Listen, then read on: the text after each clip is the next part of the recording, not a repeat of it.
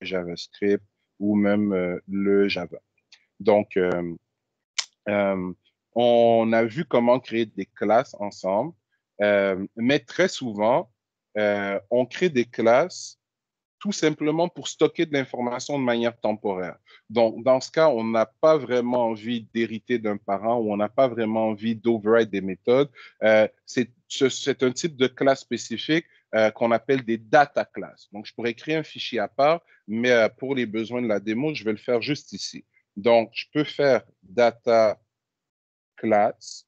Je lui donne un nom, disons student, comme d'habitude, et mon étudiant, ben, c'est le même principe que la semaine dernière. Je peux utiliser val ou var. Val, ça va me permettre d'initialiser le fameux attribut dans mon constructeur, mais je ne pourrai pas le modifier par la suite. Donc, j'aurai seulement un getter, mais pas de setter. Alors que var va me permettre de le modifier et de le récupérer. Donc, var, disons, non. Euh, deux points de type string, virgule, var, allons-y avec âge tout simplement, deux points de type int. Voilà. Donc, voilà une data class.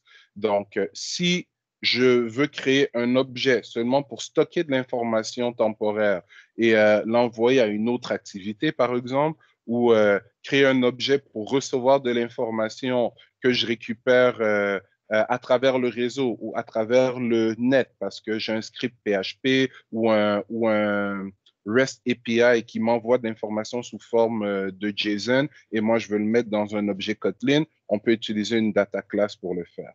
Euh, et la data class s'utilise comment? Comme la classe standard, et elle vous fournit par défaut des getters, des setters et un constructeur. Le constructeur primaire qui est là, constructeur auquel je peux rajouter des valeurs par défaut si ça me fait plaisir. Donc, c'est le même principe que la semaine dernière, sauf que ici, on utilise les data classes, je répète, lorsque on est, en guillemets, pressé, lorsqu'on veut juste un contenant temporaire pour certaines informations.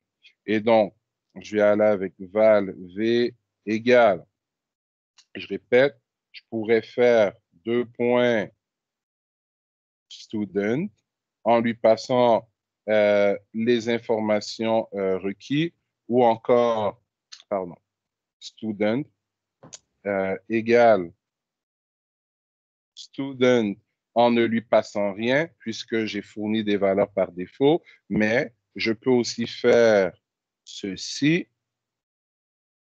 parce que, un peu comme le mot-clé var en ASP MVC, ben, le mot-clé val ici fait quoi? Ben, il val ou var inspecte le type de données qui est retourné par le côté droit de l'expression et fait un cast sur le côté gauche de l'expression. Et donc, mon étudiant ici, V. Point, on a accès à toutes ces informations. Ça va? Mais je vais aller un peu plus en profondeur que ça. On était rendu, je répète, au type de données abstraits et aux interfaces. Deux concepts qu'on a vus ensemble euh, dès la deuxième session. Certains d'entre vous en profondeur à la deuxième, troisième, quatrième, cinquième et sixième session. Certains d'entre vous, vous l'avez vu rapidement en deuxième session. Je vous rappelle, il y a des vidéos tutoriels sur le canal YouTube qui parlent de ces concepts-là, qui sont en C#. Le concept est le même, que ce soit en C#, en Java, en PHP, dans n'importe quel langage orienté objet. Ici, on va le voir en Kotlin. Donc, euh, peut-être avant même de faire la démonstration, si je pose une question au groupe, est-ce que quelqu'un pourrait m'expliquer qu'est-ce qu'une classe abstraite? Dans quelle situation est-ce qu'on doit créer une classe abstraite? Ça me sert à quoi?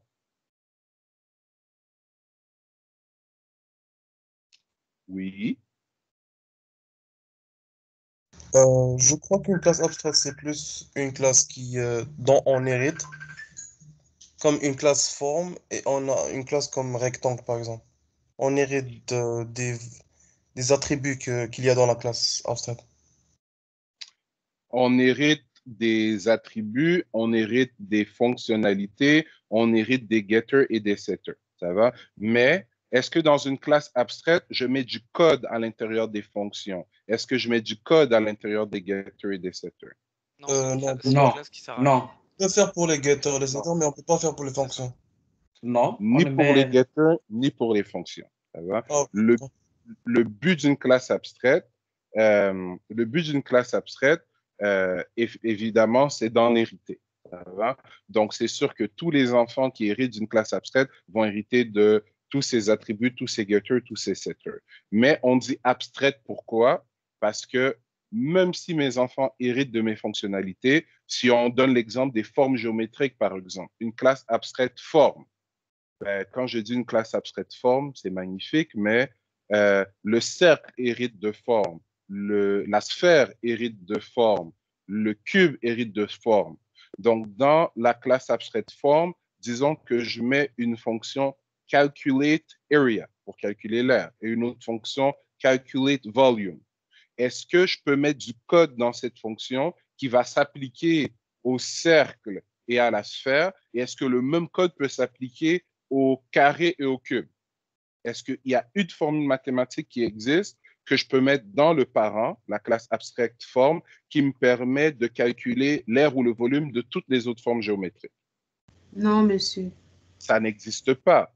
Donc, si j'essaie d'écrire du code dans ma classe abstraite parent, ben, mes enfants vont hériter de ce code alors que ce code ne fait aucun sens pour eux. Donc, dans une classe abstraite, on définit des méthodes qu'on dit abstraites. Ces méthodes n'ont pas de corps et ça oblige donc les enfants qui en héritent à override ces méthodes. Donc, c'est ce qu'on va faire ici. Donc, ben, vous savez quoi? Allons-y, faisons l'exemple des fameuses formes géométriques, si vous permettez. Ça va? Donc, je vais me créer trois fichiers ici. Donc, une classe Kotlin que je vais appeler forme. Ça va? Je vais aller créer tout de suite deux autres classes. Classe Kotlin. Bon, file ou classe, bon, ça revient. Vous allez voir la différence. Tout à l'heure, je crois que par erreur, j'étais sur file. Là, je vais sélectionner classe et je vais mettre cube. Donc, ça me donne un squelette de classe. Ça va? C'est la différence entre être sur file et être sur classe. Mais au final, un fichier Kotlin, ben, c'est quand même un point KT. Je vais écrire mon code à l'intérieur. Donc, ça ne change rien en réalité.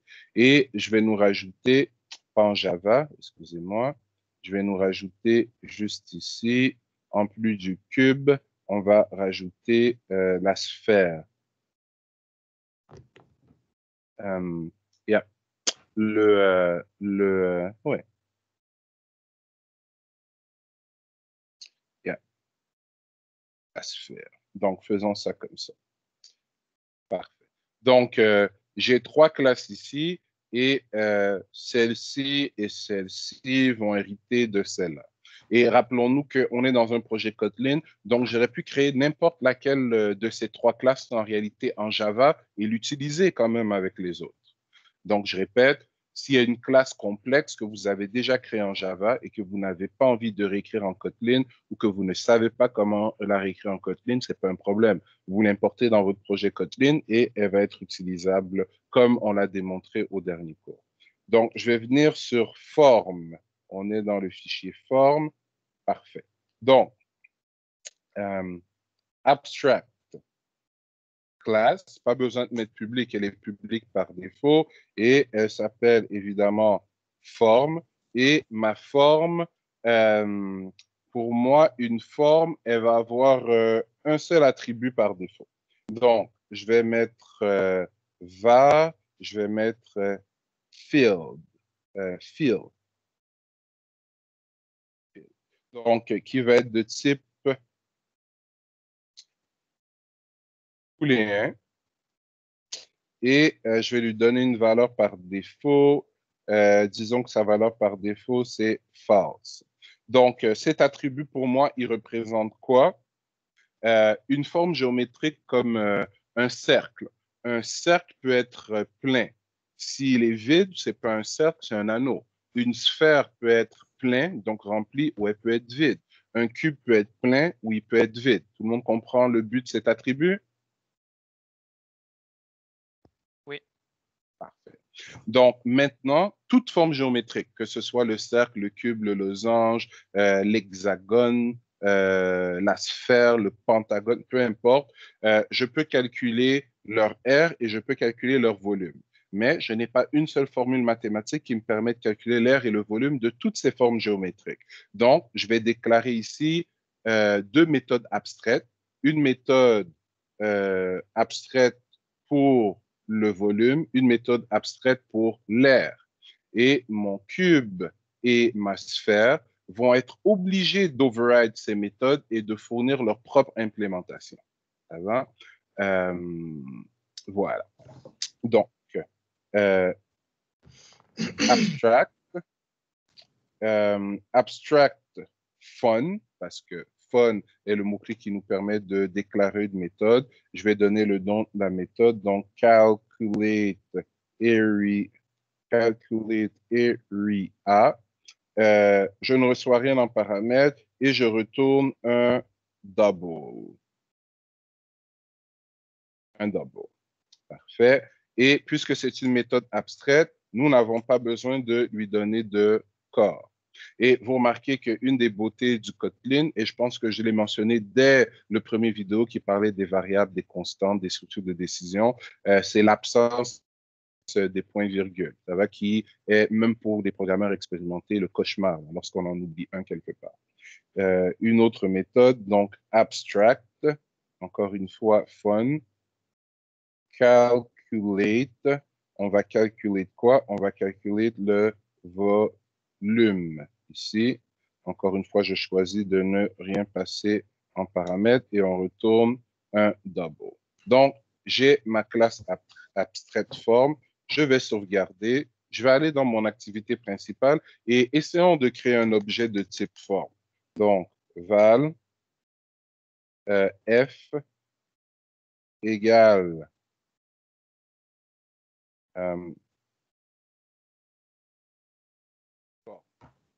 donc, on voit que le compilateur n'est pas content et c'est normal. Il ne serait content dans aucun langage de programmation. En C#, dès qu'on marque une classe comme étant abstraite, on ne peut pas créer d'objet de ce type. Si on marque une classe comme étant abstraite en Java, en PHP et évidemment en Kotlin, on ne peut pas créer d'objet de ce type. Quelque chose, un concept abstrait, ben, on ne peut que l'imaginer en tête. On ne peut pas le réaliser physiquement. Ça va pour tout le monde? Jusque-là? Oui. Oui, monsieur. Donc, maintenant, ce que je vais faire, je vais aller, tiens, dans le cube. Et mon cube qui est là présentement, tout gentil, je vais le faire hériter. Donc, on va avec 2 points et on donne le nom de sa classe parent, qui est forme. Et ici, tout marche sans problème parce que toutes ces classes sont dans le même package. C'est comme en Java. Si les classes étaient séparées en packages différents, je devrais faire un import des classes que je veux utiliser dans ce fichier-ci. Donc, forme, et forme, évidemment, on doit donner son constructeur par défaut. Et mon compilateur a un problème ici. Il me dit qu'il y a un problème. Quel est le problème? Il me dit que club n'est pas abstrait et n'implémente pas les méthodes ou les membres abstraits de son parent.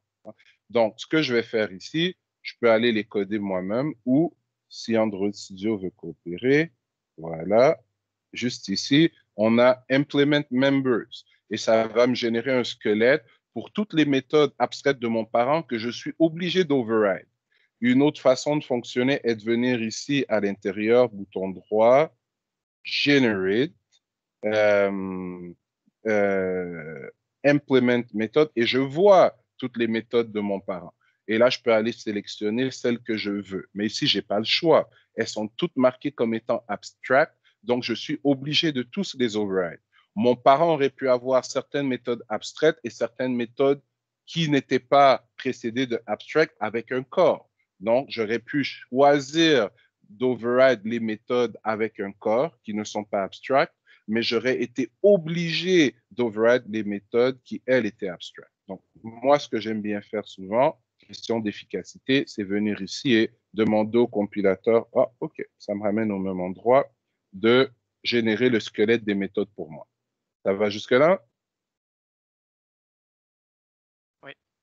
Parfait. Maintenant, un cube, pour que je puisse être en mesure de calculer euh, son,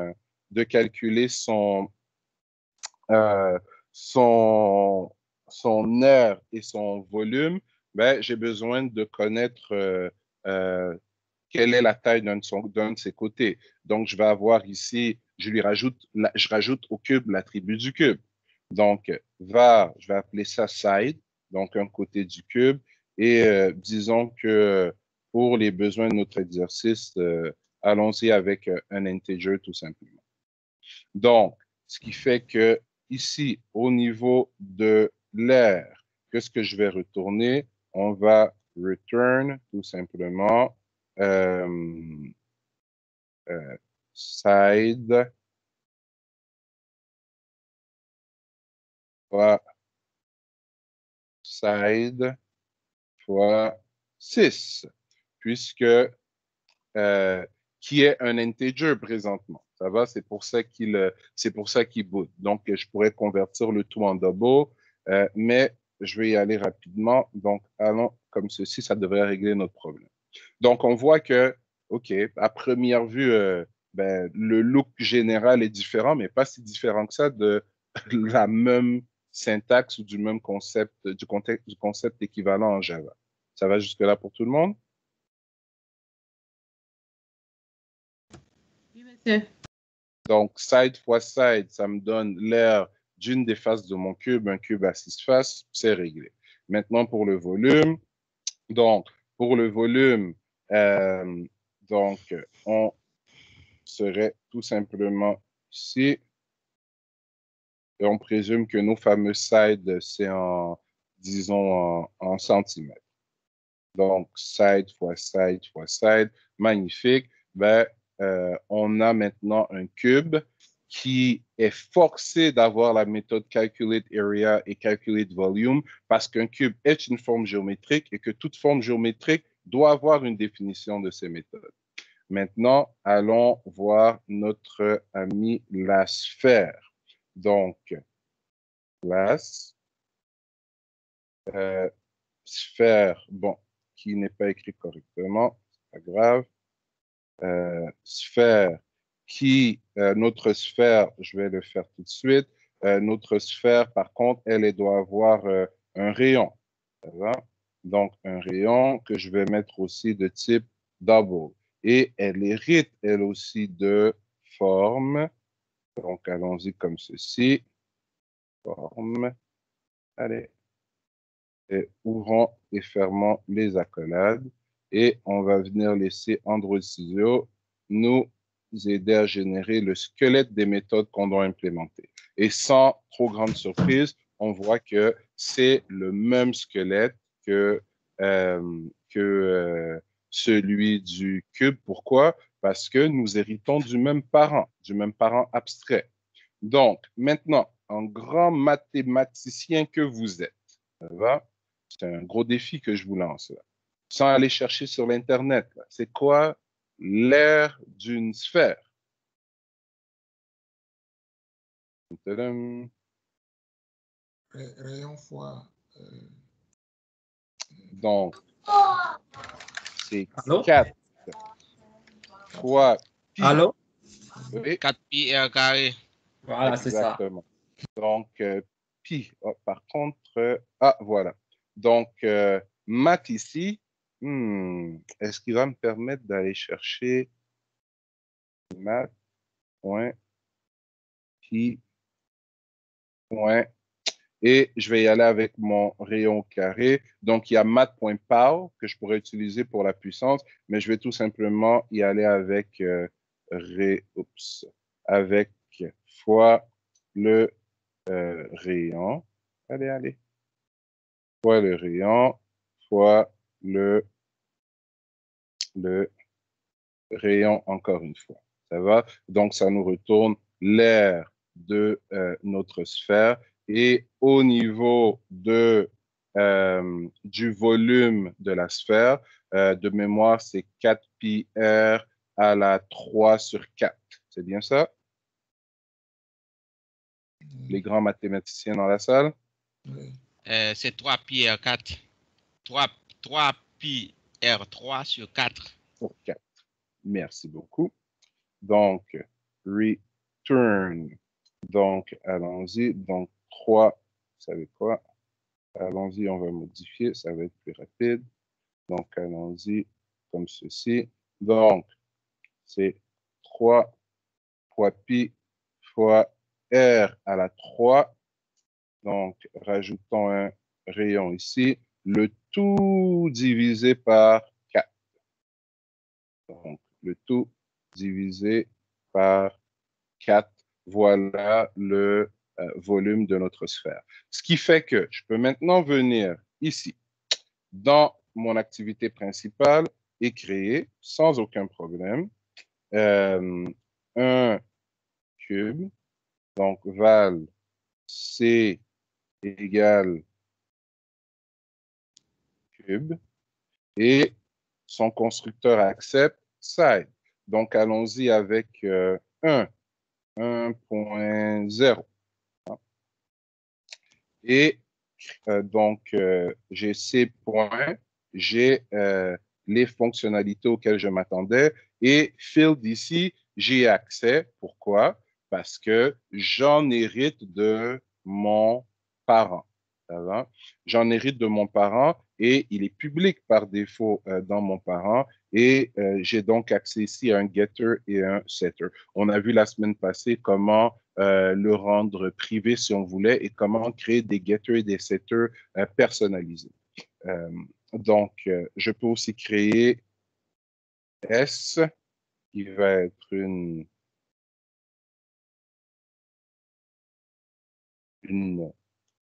sphère et ma sphère donnons-lui aussi tiens, un rayon de 1.0 pour les besoins de la cause. Donc, on va exécuter ce programme dans quelques secondes, mais je vous rappelle ceci, que lorsque j'ai voulu créer une forme, donc F égale forme,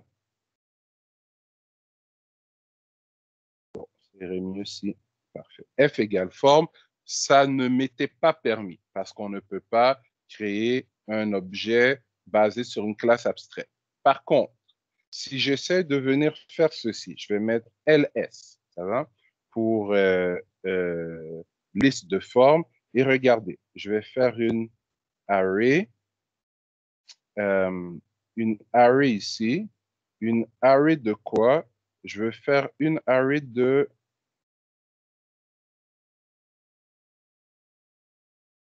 formes.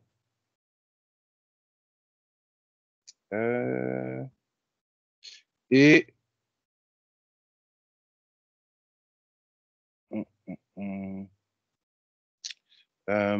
attendez une seconde, laissez-moi penser à mon histoire. Une array de form, required form, found unit.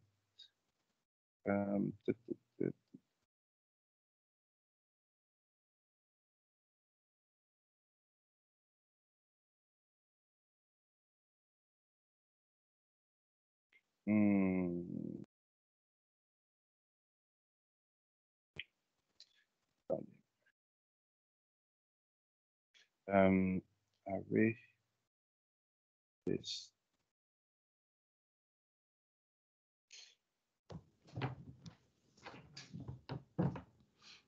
Form. Parfait. Donc,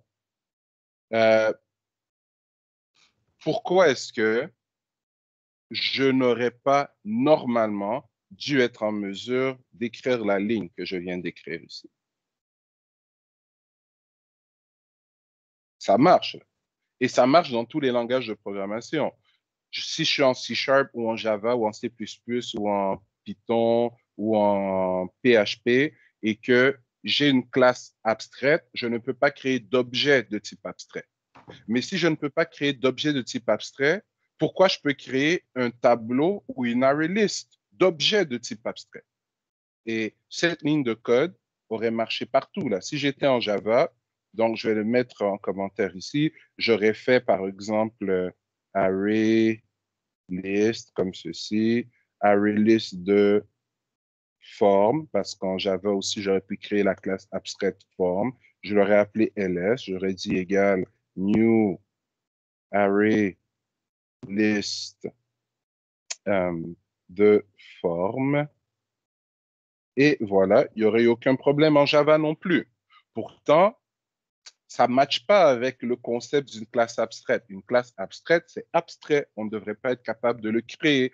Et quand je déclare un tableau, ben, je déclare une boîte avec assez de cases, avec des cases qui vont contenir des objets de quel type? De ce type-là. Donc, la réponse à ma question, elle est dans la dernière phrase que j'ai dit. Quand on déclare un tableau ou une array list, on réserve de l'espace pour stocker des objets. Mais quand je crée le tableau ou l'array list, est-ce qu'au départ, il y a des objets à l'intérieur? Non. Ça veut dire que pour l'instant, j'ai rien fait de mal. Je n'ai jamais créé un objet de type forme. J'ai juste créé une boîte avec des compartiments pouvant contenir une forme, mais j'ai jamais créé de forme. Donc, j'ai pas violé la règle de tout à l'heure. Tout le monde comprend la nuance ici? Oui, monsieur. Donc, puisque cube et sphère sont des enfants de forme et que cube et sphère, eux, sont des classes concrètes et non abstraites, je suis capable de faire ls.add et de venir ajouter quoi? On voit élément de point forme, mais un cube est une forme et une sphère est une forme. Donc, je vais être capable de venir ajouter C sans problème. ls.add, je vais être capable de venir ajouter S sans problème. Sans problème. Et mieux encore, je vais être capable de faire ceci.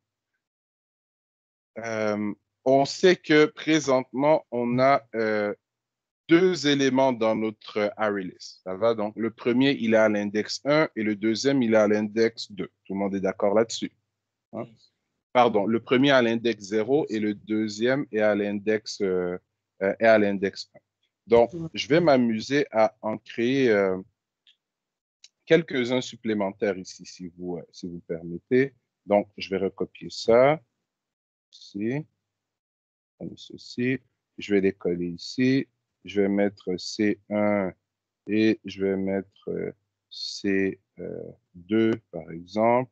Et ici, on va aller à 2 et on va aller à 2. Ça va? Et ben, je vais rajouter nos amis. Et trouver. Donc, C1 et S1. Oups. Parfait. Et une des beautés du Kotlin, c'est la variété du nombre de boucles for qu'il y a.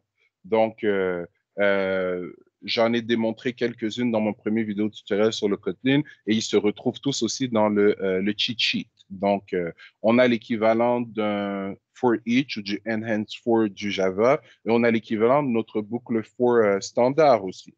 Donc, je vais utiliser une version. Donc, for, ça va. On donne un itérateur, donc un compteur de boucle, for i in. Donc, i doit être dans quelle plage? De 0 jusqu'à quoi? J'ai 4 valeurs, ça va? Donc, jusqu'à 3 normalement. Ce sont les valeurs que i va devoir prendre, ça va? Je pourrais aussi écrire jusqu'à ls. size moins 1. Parce que si j'ai 4 éléments, size va être 4, moins 1, ça va être 3. Tout le monde comprend l'idée? Oui. Oui. Donc, la syntaxe est différente, mais une boucle for est une boucle for. Voilà pourquoi, partout où vous avez utilisé des boucles for dans un code en Java, si vous voulez convertir cette application en Kotlin, comme je suis en train de vous le démontrer, ça devient quand même relativement simple. Donc, moi, ce que je vais faire ici, je vais faire un log -i, voilà. Et qu'est-ce que je vais avoir comme tag? Je vais avoir, tiens, ls. Et qu'est-ce que je vais avoir comme valeur? Je vais avoir mon ls. Et les array-lists ou les tableaux en Kotlin, on peut les manipuler de plusieurs façons. Si je fais point, je vois que j'ai getIndex. Oh, il est passé au getIndex juste ici, où je peux passer ma valeur de i et ça va me retourner une forme. Ma forme qui sera soit un cube, soit un, voyons, soit un cube, soit une sphère. Ça va pour tout le monde? Donc, allons-y. ls, mais je peux aussi y aller avec la notation de crochet, si je ne me trompe pas, à l'intérieur de laquelle on peut mettre notre indice et oh, apparemment pas. Le crochet, c'est pour les tableaux. Donc, ls.get, on va passer quoi à get? On va passer notre i. Ici, présentement, ça va nous retourner la forme, mais le log affiche une string en réalité. Ça va? Donc, moi, ce que je veux, c'est faire point et c'est calculate area ou calculate volume que je vais convertir en string. C'est bon? Donc, disons que c'est le volume qu'on veut afficher pour chacune de nos formes. Donc, tout à l'heure, mon code marchait aussi. Là, c'est juste que je n'avais pas réalisé que comme ceci. Donc, I, ça devrait marcher. Et voilà. On va aller chercher le volume. Et le volume, on va venir le convertir en une string. C'est bon pour tout le monde? Oui, monsieur. Oui, oui. Donc, je vais ouvrir ma fenêtre de log. Je vais taper ls, enter. On va vider la fenêtre de log et on va lancer l'application. Donc, si je n'ai pas fait d'erreur de syntaxe, nous devrions avoir 4 calculs de volume ici à l'intérieur de notre log.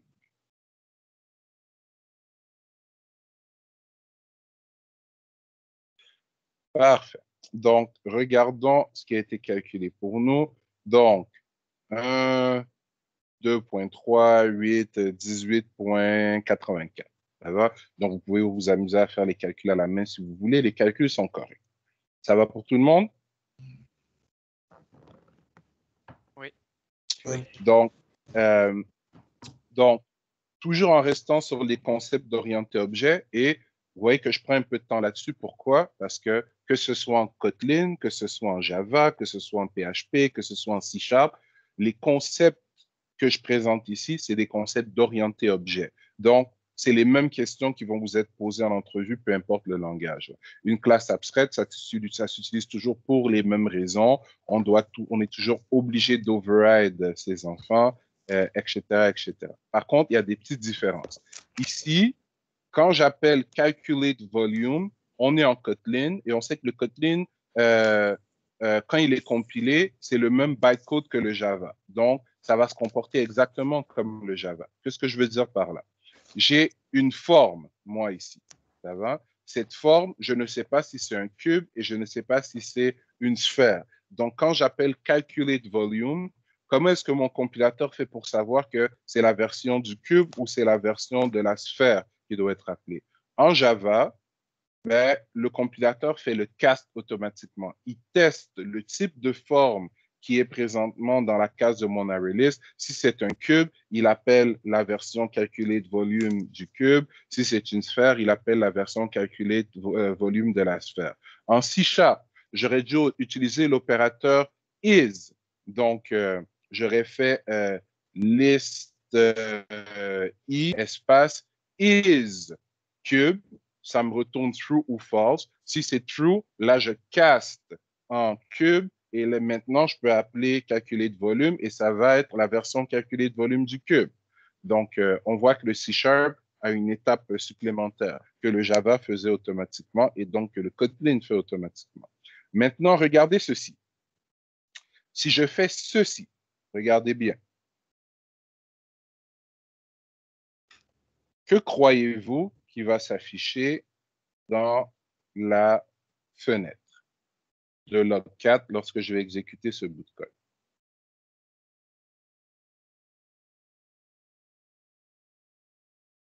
J'appelle toString, ça va? Mais dans Cube, est-ce que vous voyez toString quelque part? Nulle part.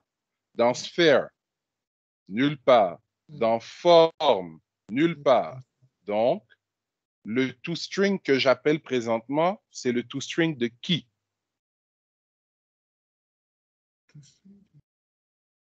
De tout le monde. Bon, tout le monde, ce n'est pas une bonne réponse en entrevue. Elle vient d'où cette fonction-là? De la classe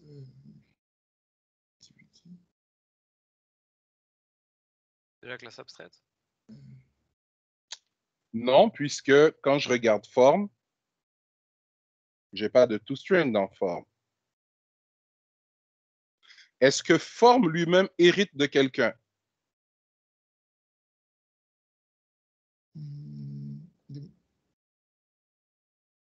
On est en orienté objet. Quel est le parent de tous les objets?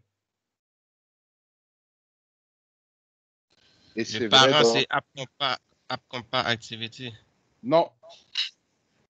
Le parent de tous les objets, dans tout langage orienté objet, c'est object. Donc, en C#, system.object, en Java, system.object, en Android, c'est object. Donc, n'importe quel objet. Et regardez 2 secondes, je crois que je peux même, regardez bien, val, O, 2 points, vous savez quoi? Je crois que j'ai même pas besoin. Object, ça va. Et on voit que mon object ici, il venait de où? Il venait de java.util, ça va? Si on regarde bien, voilà. Object ici qui vient de java.util. En C#, il vient de system.object. C'est le parent de tous vos objets, de tous les objets. Et donc, chaque fois que vous créez une classe, votre classe, elle a des méthodes comme toString, getHashCode, equals. Ces méthodes-là, vous ne les avez jamais écrites, mais elles sont toujours là dans toutes vos classes. C'est parce que vous en héritez d'un parent suprême, d'un parent absolu. Donc, quand je vais exécuter mon code maintenant, ce qui va s'afficher dans la console, ben, c'est ce que la classe objet définit par défaut comme comportement sur toString. Et ça fait exactement la même chose qu'en Java et la même chose qu'en C#. Ça imprime tout simplement le nom complet de l'objet, son type. Donc, le premier élément est un cube. Regardez, c'est imprimé cube avec l'ID du fameux cube. Le troisième élément est un cube, c'est imprimé cube avec l'ID du fameux cube. Donc, si moi, je veux que mes formes géométriques soient capables de se décrire elles-mêmes, est-ce que je peux venir mettre ce code-là est-ce que je dois venir mettre ce code spécifiquement dans cube pour que le cube puisse se décrire, spécifiquement dans sphère pour que la sphère puisse se décrire, ou spécifiquement dans forme pour que la forme puisse se décrire? Pour que toute forme puisse se décrire. C'est dans la forme qu'il faut le mettre. Qu'est-ce Comme que je ça, vais on mettre peut- dans la forme? Parce que le cube va se décrire en fonction de son côté et la sphère va se décrire en fonction de son rayon. Mais au niveau de la forme, je n'ai ni le côté ni le rayon. Donc, je ne peux pas mettre cette fonction-là ici. Tout le monde comprend ce que je viens de dire? Donc, je vais être obligé d'aller dans chacun de mes enfants. Et en fait, ce qui se passe, c'est que forme hérite de object. Ça va? Et toString dans la classe object, c'est une fonction qui n'est pas abstraite. C'est une fonction qui est open, comme on a vu au dernier cours. C'est une fonction dont on peut hériter et dont on peut override. Form n'a pas override cette fonction. Donc, dans cube et dans sphère, on est encore coincé avec la version de object qui est toujours open. Donc, je peux venir ici et si je fais bouton droit, generate, vous voyez, j'ai equal hashcode toString. Ce sont toutes les méthodes qui viennent de mon parent ou de mes parents et qui peuvent être override, mais qui n'ont jamais été override encore. Donc, d'ailleurs, si je fais override une méthode, regardez, elles sont là. Tout ça ici, ça vient de object. Donc, moi, je vais choisir toString. Fait. Et comment est-ce que je veux que mon cube se décrive? Ben, c'est simple. Je vais retourner une string, comme on me le demande. Mes sides sont de... Et on va utiliser une string complexe, sont de side centimètres. Tout le monde a compris ce qui vient de se passer? Monsieur. Et donc, je vais aller dans sphère et je vais faire la même chose. Donc, je vais retourner ici dans sphère. On va override toString. Oups. Donc, j'ai dit, je vais aller ici dans sphère. C'est toString que je veux. OK, c'est bon, il va me générer du code tout seul apparemment. Oui, mais moi, je veux mon texte personnalisé. Donc, je vais juste aller copier ce que j'ai mis ici et modifier légèrement. Je vais aller dans Sphère. Donc, moi, ce que j'aimerais retourner, c'est mon rayon. Rayon est de rayon.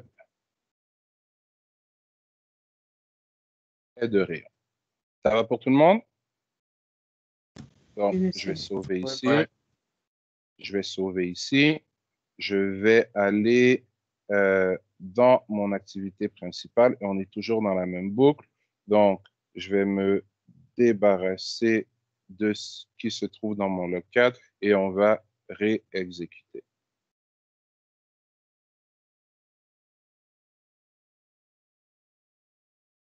Et voilà. Donc, on voit maintenant que c'est la version toString spécifique du cube et la version toString spécifique de la sphère qui viennent d'être exécutées. Donc, c'est des versions qui ont override ce qu'il y avait dans Form, mais Form ne faisait rien. Donc, en fait, c'est la version de Object qu'on a override. C'est clair pour tout le monde? C'est bon? Ouais. Parfait. Oui, monsieur. Donc, laissez-moi encore 10 minutes et j'ai fini avec la démo,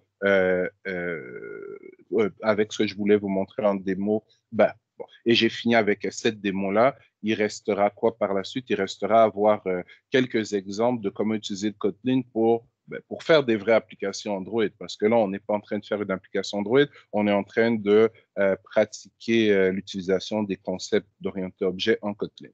Ça va? Donc, dans presque tous les langages de programmation orientés objet, excepté le C++ et quelques autres langages, l'héritage double n'est pas permis. C'est-à-dire qu'on ne peut pas hériter de deux classes.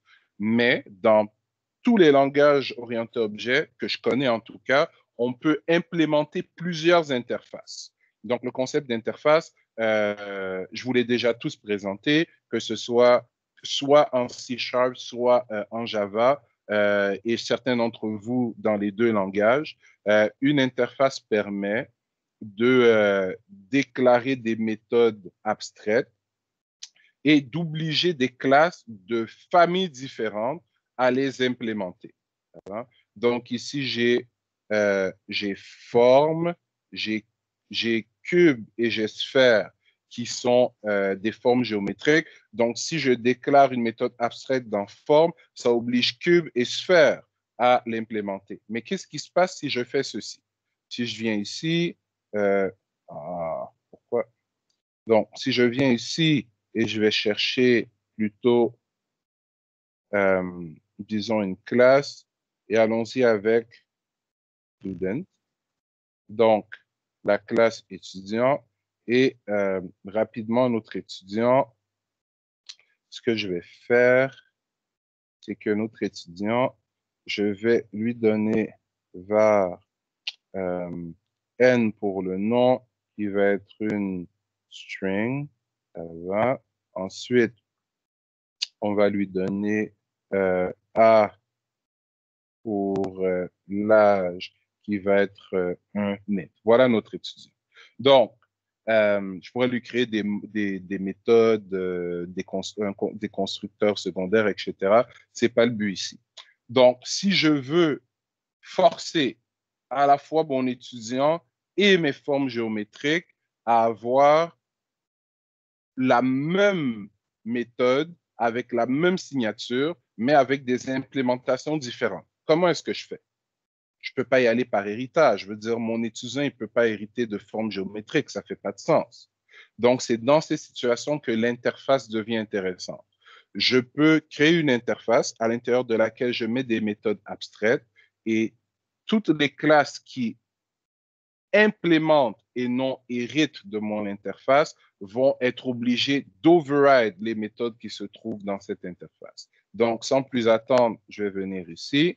Je vais aller sur Kotlin File et je vais faire interface. Encore une fois, si je crée une interface en Java, elle va être utilisable en Kotlin sans problème et vice-versa. Donc,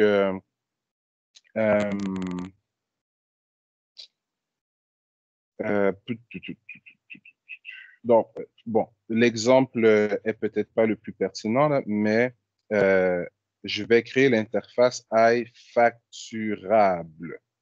Ça va? Donc, parfait. Et dans l'interface iFacturable, ben, je vais avoir une méthode que je vais appeler fun et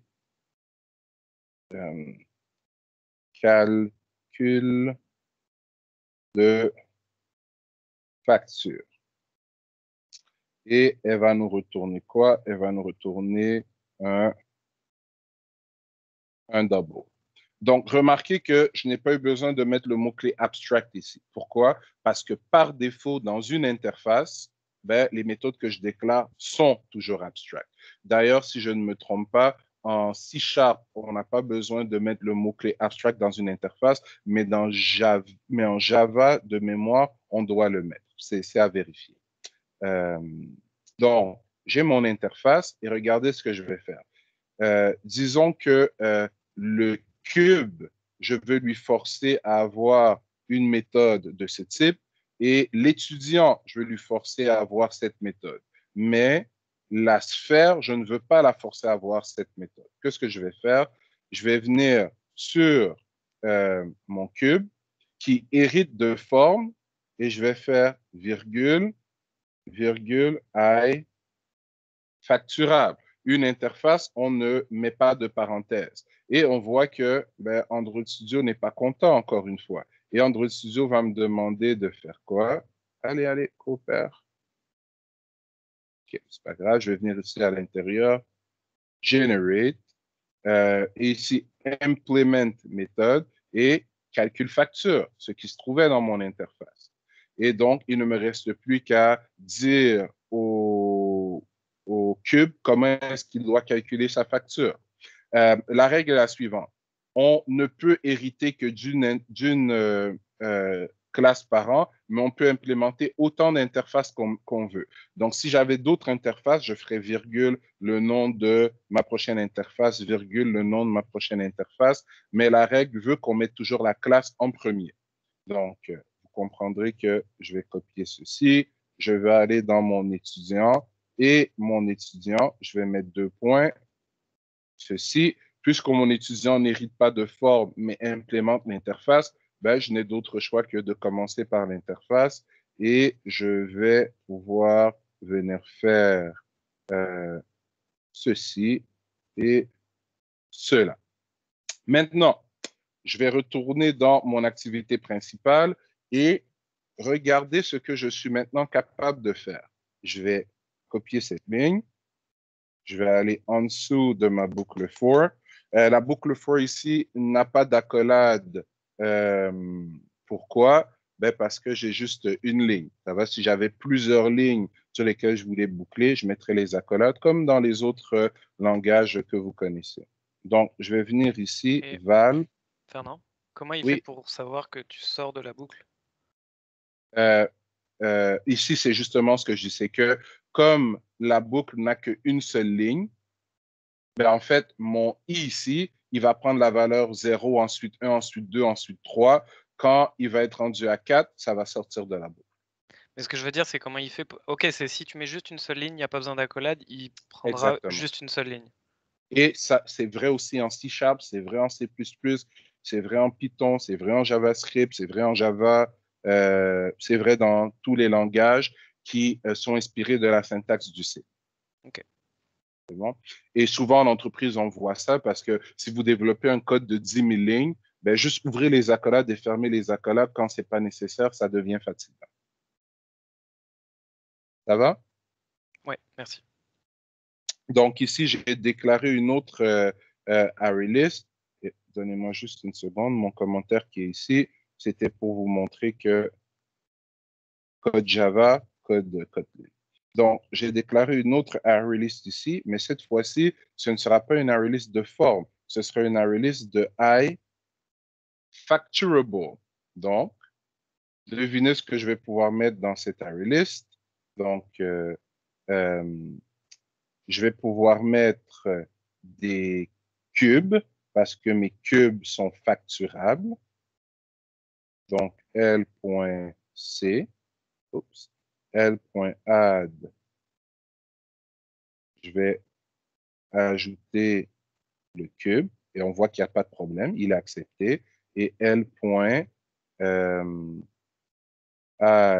je vais ajouter C1, il n'y a pas de problème, c'est un autre cube. Et j'ai besoin d'un étudiant maintenant. Donc, L.add,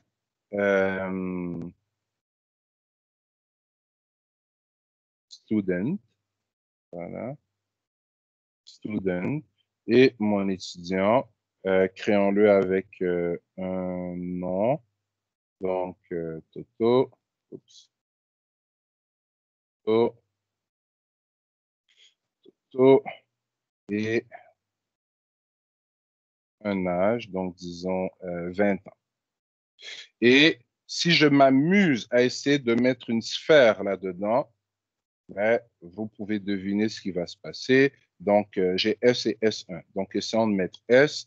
Et voilà, ça ne marche pas. Pourquoi? Regardons l'erreur. Type mismatch. On attend un I factorable et c'est une sphère qu'on a reçue.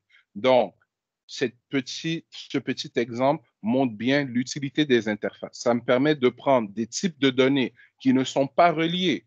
Un étudiant et un cube, ça n'a rien à voir. Ça va ensemble.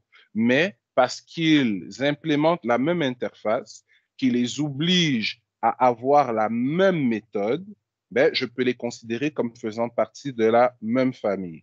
Et ça me permettrait donc de faire ceci. Je vais reprendre ma boucle qui est ici, mais on va la modifier légèrement. Donc, si je fais quelque chose comme ça, et ici, ce serait jusqu'à 1, parce que j'ai juste, jusqu'à 2, parce que j'ai 3 éléments, et on aurait L égale LI, et LI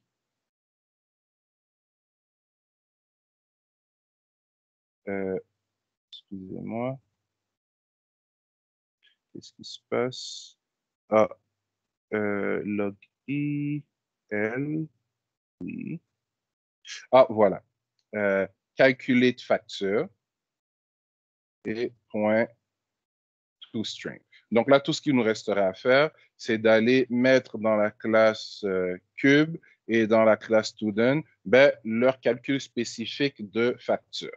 Et donc, j'ai deux classes, cube et student, qui n'ont rien à voir ensemble, qui peuvent être mis dans le même tableau. Pourquoi?